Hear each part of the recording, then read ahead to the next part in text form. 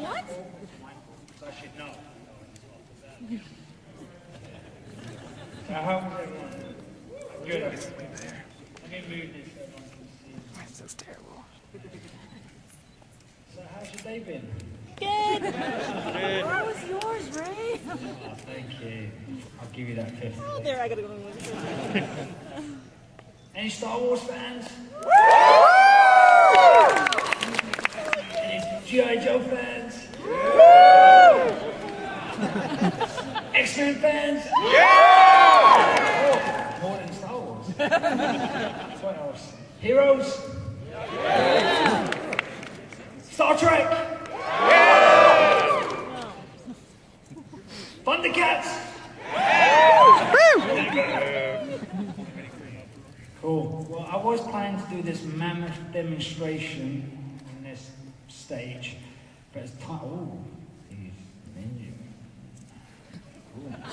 What? I just realised. Cool. I was going to do a demonstration for everyone, but time permits me now, so I can't. So I'm sorry, and I'm under contractual obligations not to. No. I know I'm here for a Q&A, so I know if you want to, we can, get going and answer some questions.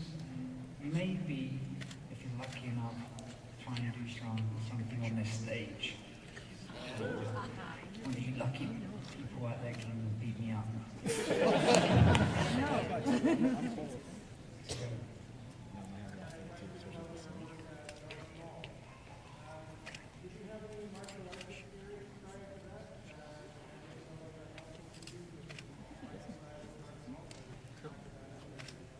Yeah, I've been doing martial arts all my life. Just love watching martial art movies and Hong Kong Kung Fu, anything, ninja movies, you name it, anything that had anything in it to do with action and martial arts, I loved. And from the age of 7, I've been doing Shaolin Kung Fu, and then and a little bit of kickboxing and boxing. Of course, I was a fan of Rocky and anything it had anything to do with mystical, magical powers and superhero type stuff. And then when I got into my teens, I went to a wushu teacher and started to learn wushu at the age of 14. And that had more the acrobatic kicks and flips and forms, which really helped for Darth Maul. And plus, a lot of the Jet Li movies I was watching at the time, but that was that kind of thing. And I was a big fan of Jet Li and Jackie Chan and Bruce Lee and Donnie Yen, and I just wanted to be like those guys. And I was like, so when you hear that they do their own stunts, then that was the only way I knew. Was in order to do it, you had to do it yourself. And so when I landed part of Darth Maul, I just sort of put my childhood into it. Like, I was a big Star Wars fan, and that was the first movie I saw when I was 7.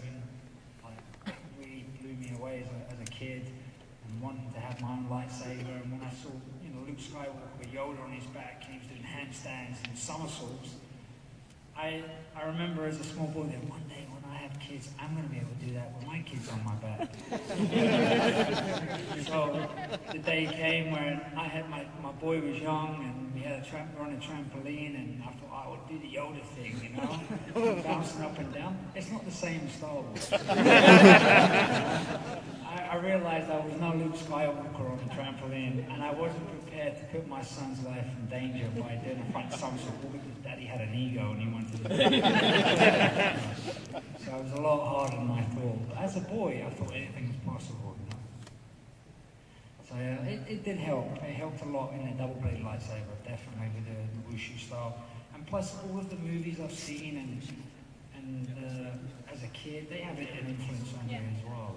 Like, even the bad guys in all the movies I've seen came into helping me out when I played Toad. Yep. Thank you. I had noticed when watching X-Men that you do sort of both that spin move, and noticed that it's in a whole bunch of your films. Is that something you sort of started with X-Men? It's just something. Well, that was because of Brian Singer, the director. I remember reading, when I had read the script, and then coming to actually turn up on set and then reveal revisit and go, okay, this is what I got to do. I remember feeling a bit awkward and saying to Brian, isn't this, I didn't want to say it, but then I said, isn't that going to be like, and he goes, what's the problem? Because I couldn't really sort of just spit out what I wanted to say. I was too scared or didn't know if I was going to offend anyone. And I'm sure at the time I was like, I'm afraid the fans will think this will be Darth Maul. Because I'd already run out of my scary faces. I didn't know if I'd used them all up on Darth Maul. And I was scared that if we're told that I'd do the same thing and like, oh, it's a Darth Maul face. And Brian goes, no, I want you to do a spin as a tribute to the fans. And then he said, the music's going to be like this. And then I was like, oh, because at the time he gave me this stick. I thought, this is my moment now. I've got a bow staff again. I can do this. And so when he explained this, what I had to do, and this is the sequence of the tribute to the fans, so here you go, that's where I ended up going like that. Because before I was thinking this whole big wushu routine, I was going to go blah, blah, blah, da, da, blah, da, da, da, da, da, da, da, da. So I couldn't make up my mind what I was doing, and so he just said, Ray, this is how it's going to be. And then, so a few people inspired me, Jackie Chan, my dad, and then Darth Maul, for that whole little sequence. So it was really down to Brian Singer. Thanks to Brian. Yes.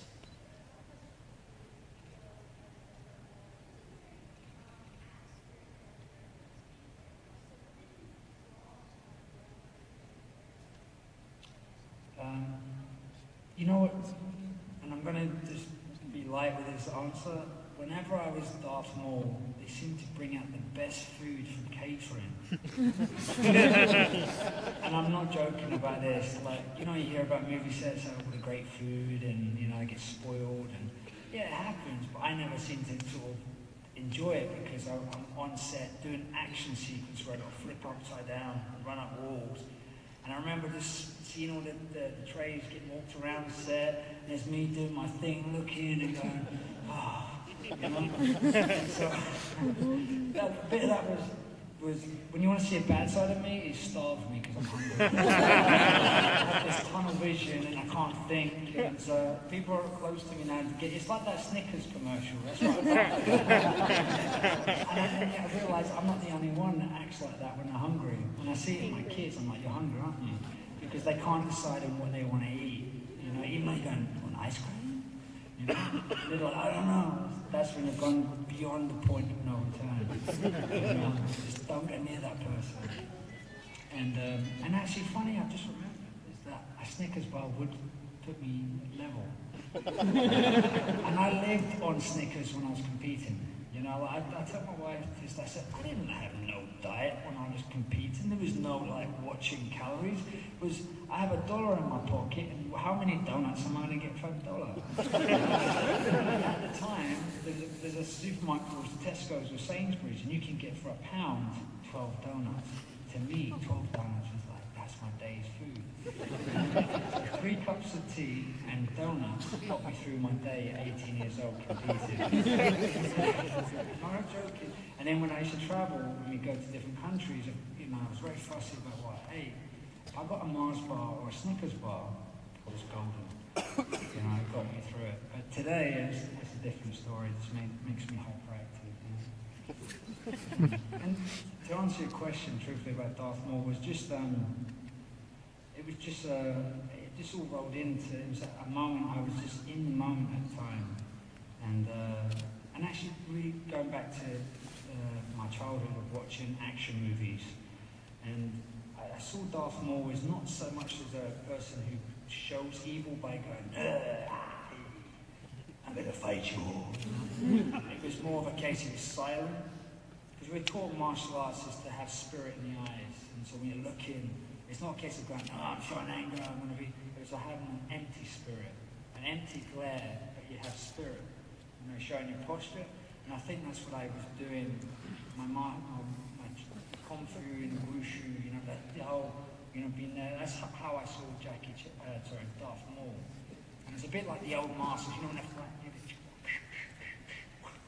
they're hitting you, and they're not looking. That's how I saw Darth Maul. Someone who could do something and then look, and then have a little smile, and then be really flash with it, like to taunt you. And that's how that was the beginning ingredients of Darth Maul for me. And a lot of luck So,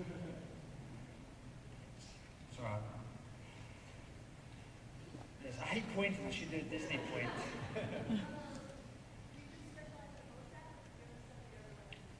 The bow staff was the hardest thing for me to compete in at the time.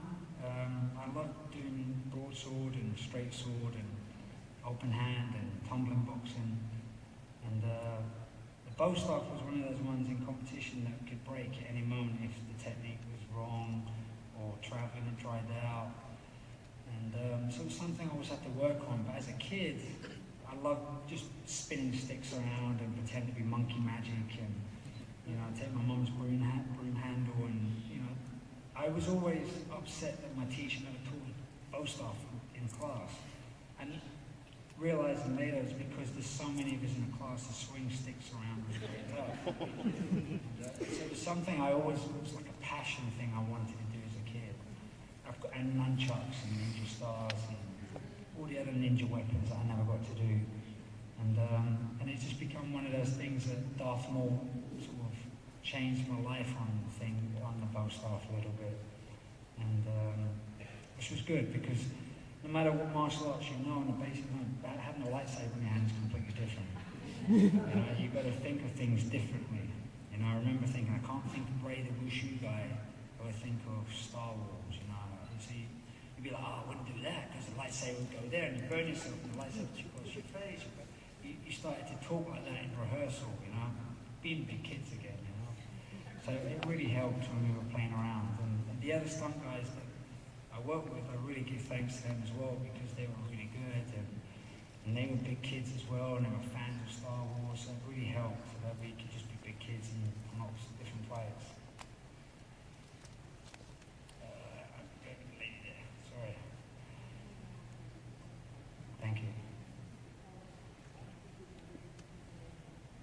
Oh, thank you. Yeah, there is a microphone.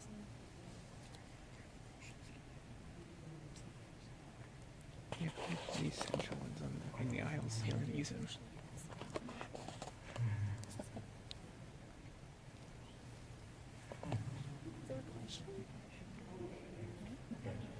Can't even hear it.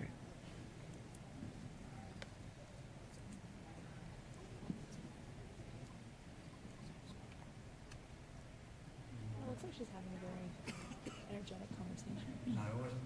But I would love to do Star Trek in a heartbeat if I could. Can I just suggest we use this? Yeah, it'd be great. You know what? There's a microphone. I can hear it crackling, and I was expecting the mic to be closer, so thank you. There is a microphone way at the back of the room. If there's a microphone there, There you go. presenting job and run around and hand the mic. Hey, thank you. Thanks. Could you maybe do a little demonstration? Is it allowed?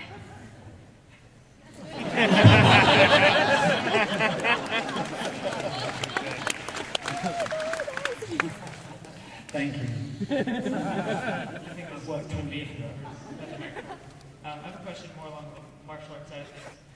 As someone training myself, I want to branch out. Like, this is my third dan, ITF Taekwondo. I want to branch out into other things, but I'm worried about it affecting my training. I know you've done Kung Fu Wushu.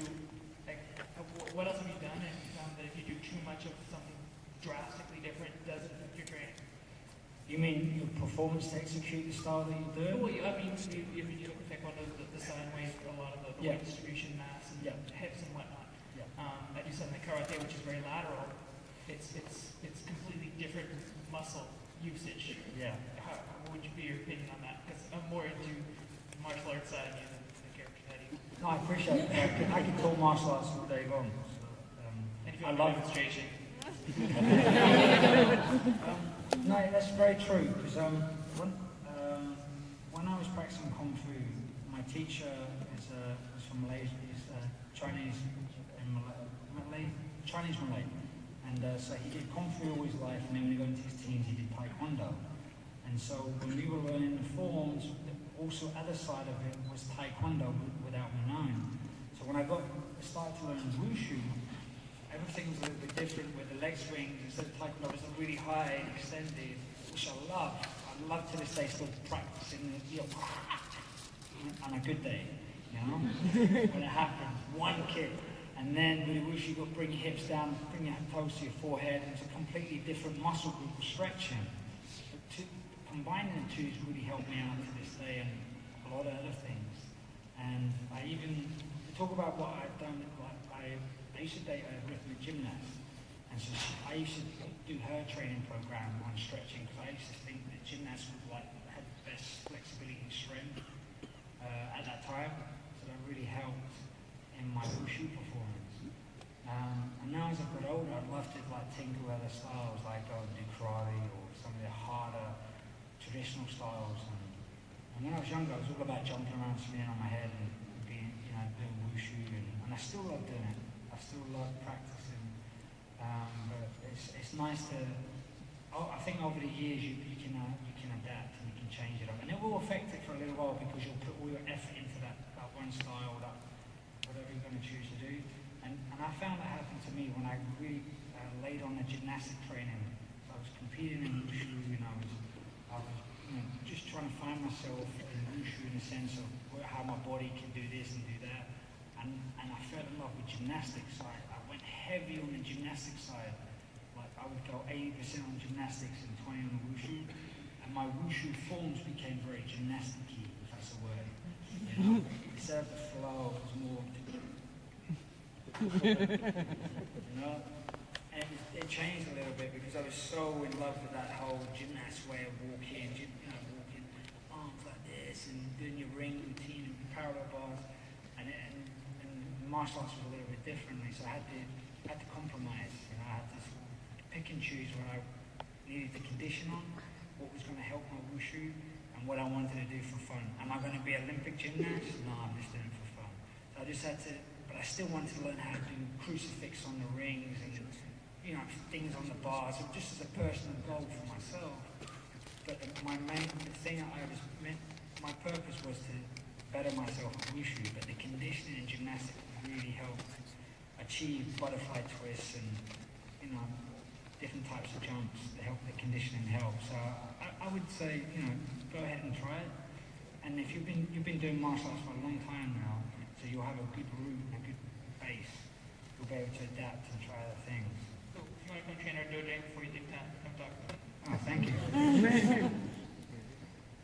Are you still friends with anyone from the cast of Star Wars? Whenever if I see anyone at shows like this, it's nice to go and sort of reunite and say hi and stuff. But at the time, that was before emails and text messaging and giving out cell phone numbers and stuff. So it was just an honor to work with other people. I think I'm friends more with cast members from the episode 2 and episode 3, and I've got to meet my idols from the original trilogies and got to hang out with Jeremy and Peter Mayhew and Billy D. Williams and Warwick Davis, and I'm like, oh my god, I used to watch these guys when I was 7. And then now I'm in the privileged position to be part of the Star Wars family. So I'm a big fanboy myself, but able to sort of be part of it in some way, which is awesome. All right, thank you. Thank you. Hey, buddy. How long did it take for you to put on the Darth Maul makeup? It took about 3 hours. Yeah, and it got a little shorter as well. It got down to about an hour and a half. What was your opinion when they brought back Darth Maul in the Clone Wars? Do you think it should have just stayed dead in the first episode? No, because when I filmed the first episode, I knew that before I got the part of, Maul was going to be dubbed, he's not going to live on, he's going to get cut, going to get cut in half, and that was it. So I knew exactly what was going to happen.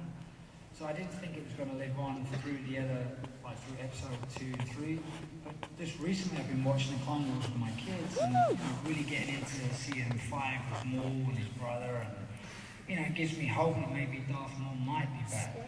Maybe, I hope. Or some form of Maulish person will be back. Thank you. Thanks.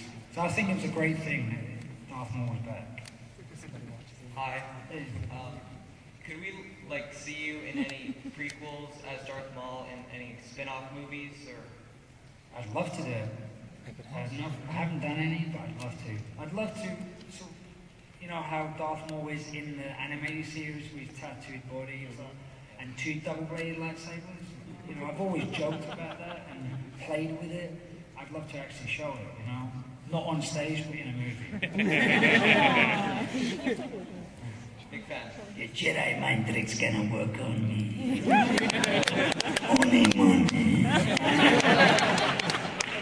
Money, the buzz will do. Nice. Hi. Hey, how you doing? Pretty good. It's a two-part question. It's how was the process for audition for Darth Maul, and how do you learn about it? I'd been working on a movie, Mortal Kombat Annihilation. I was stunts, utility stunts. I doubled for Raiden and played Reptile and played one of the Barracudas.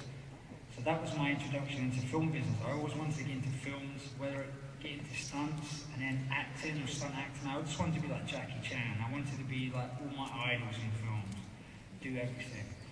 And after finishing up working on that, a few months later I got a call from Nick Gillard, the stunt coordinator. He said he heard about me from Mortal Kombat, but I'd like to come in and meet him. So I thought I was going down to audition that day, so I put on my Great Britain tracksuit, did my hair up, put my makeup on, made sure I brushed my teeth. I'm joking. Took all my weapons in a bag as if I'm going to competition. So I thought, this is it, I'm demonstrating. Took my portfolio of me doing box splits across a chair, my gymnastic poses on chairs, and all different things to try and get the job. And we sat there and talked for hours. And he was a really nice guy, showed me all different pictures of Maul. And then he introduced me to some of the production and producers. I thought, oh, this is good. Oh, not many people get this, you know. And then when he showed me pictures of Darth Maul, and I sort of explained, oh, you could do this, you could do that. I was asked to sort of audition, and then asked to come down, just to see how I would read. And then he asked me to come in a week later just to work with him on a fight. And he says, you know, you never know, they might bring you on just to, you know, do fights or maybe get the part. And so that week was like my auditioning week. And then I found out a few weeks later from George that I got the part. So I really thank my, like, being a kid and also martial arts, like, they helped to get the part as well. And what was the second part? Sorry. Your question.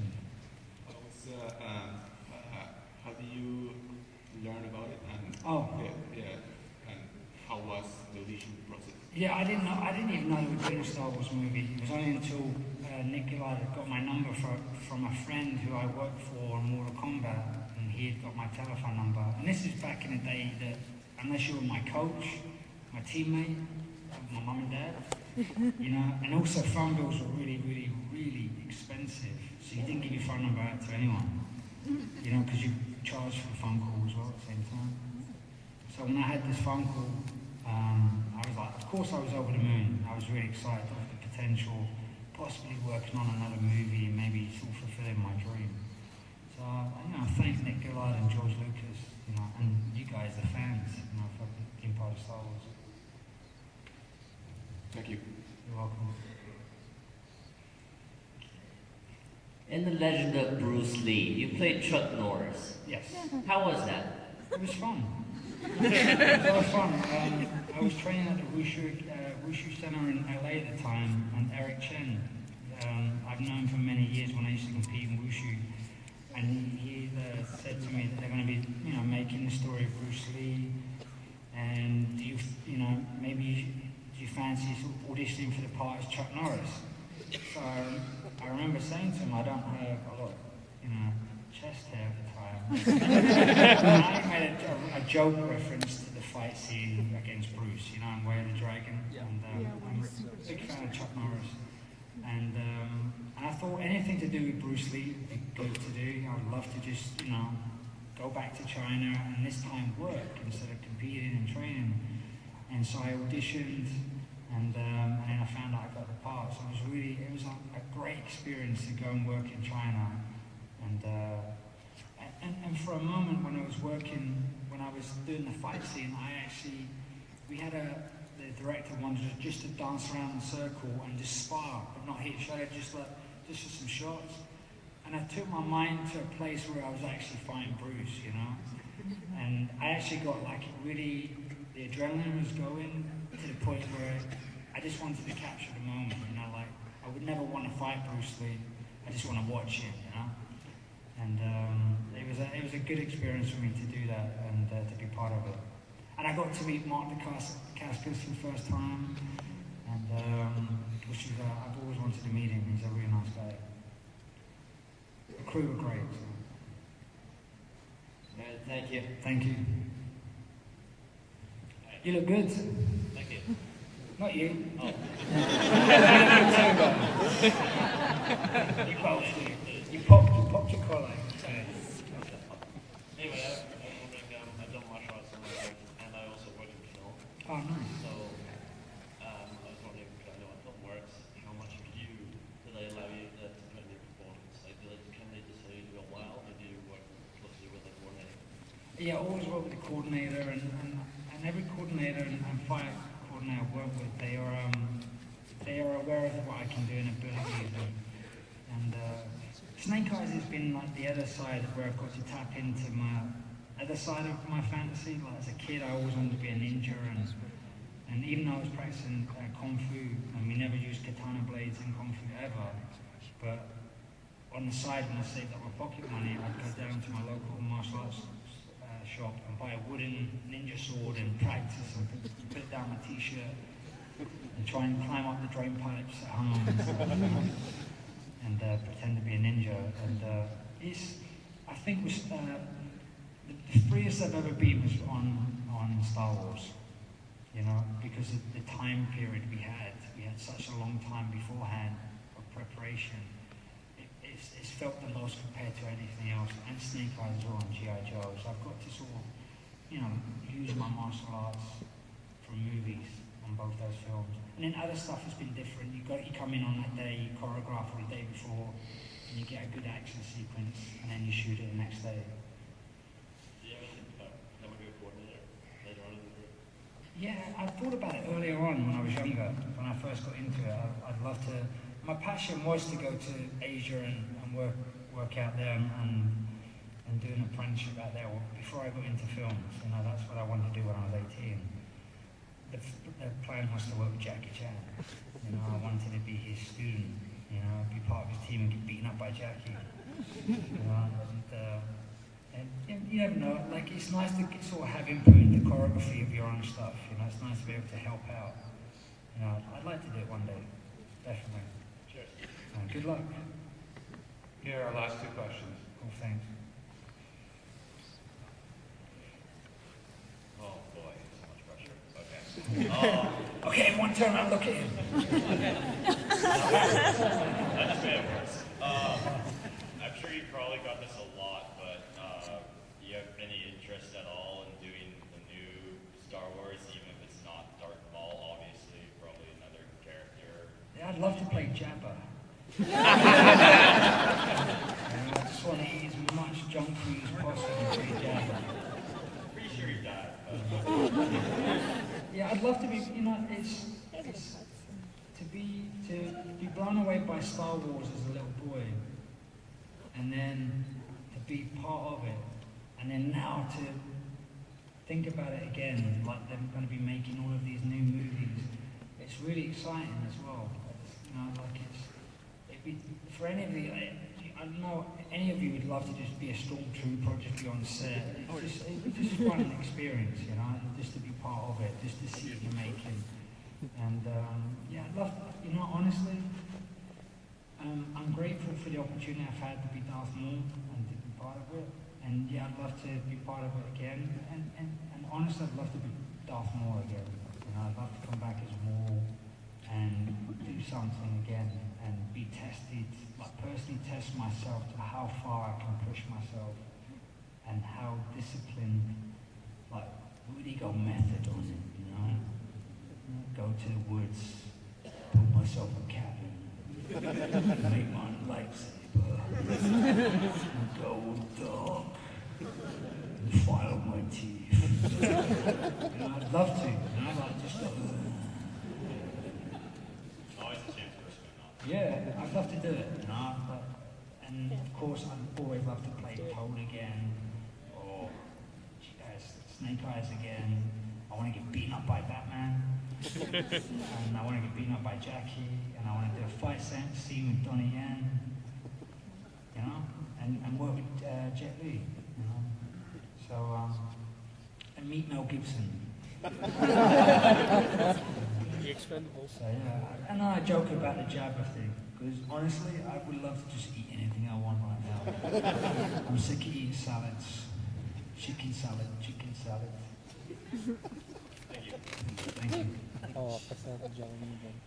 Hi, you may have answered this question a lot before in the past with regard to your earring when you were getting makeup that first time. Was that an accident that you forgot to take your earring off, or did they just roll with it when they? I don't believe that your earring was part of the actual script. It was part of costuming. No, I just had it done that weekend, so it was about 4 days fresh. And I was going through my boisterous stage. I just had my hair shaven, so everyone around me thought I was some hooligan, some nutter, you know, and I couldn't tell anyone I was on Star Wars. And George, we were doing a screen test, and I didn't really know we were doing a screen test that week, so I got called in, and it was for the contact lenses, and it was to see how the makeup looked on screen. So I turned up with this earring because it was, I don't know, I just got caught up on the times of like, rebellion! I'm gonna get an earring up here because it looks so cool, woo! You know? And so I had this little stud done, and I felt good getting it done, you know, because, yeah. And so I turned up that morning, and the makeup artist goes, oh, and he went, oh.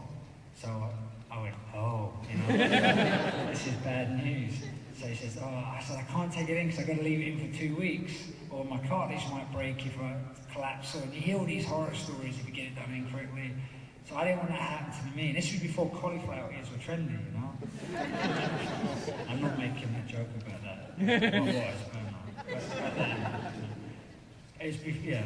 So I didn't want to have like my ear or, you know, hear all these horror stories. And so I said, can you just keep it in? Because I'll paint it with like makeup, and hopefully George doesn't see. So George is super cool, really nice, but I was, you know, I wasn't talking like this back then when I was 22. I was like, you know, like really quiet and just did as I was told. So George is looking at me, and I'm looking at the makeup, and this is, I had to get used to this, people just staring at my face. You know, to me I was still the same, but you forget you had this makeup on. So everyone's always looking at the makeup. When you're talking, the makeup changes and it acts. And so he's just looking and he's like, But it just so happened he tilted his head to the side the earring was on. He's like, So I was like, oh, I'm going to lose my job. Like this, I had the contact lenses on, so the world doesn't seem like mine at that time because you have lenses on, it's a completely different vision, the lights, big light, those flashing, big bright lights are on my face right now. And then you have a camera there. And so I couldn't really see what was going on, but George was right there. So I said, yeah, I know, sorry, George, I'll take it out. And he's like, oh. And then he hadn't seen the earring, and he said something. And he goes, I said, well, I can't take it out for a week because I just had it done, I'm sorry. And he goes, I kind of like it. Your character has an earring, doesn't it? Yeah. And that's how, you know, it's so cool with it. Left the earring in, and that's how the earring became, even when I wanted to get rid of the earring, and I was like, I'm done with this now, I had to keep it in. Thank you. You're welcome. I shot myself in the foot with that one. Okay, thanks a lot. Thank you. Let's have a big applause for great art.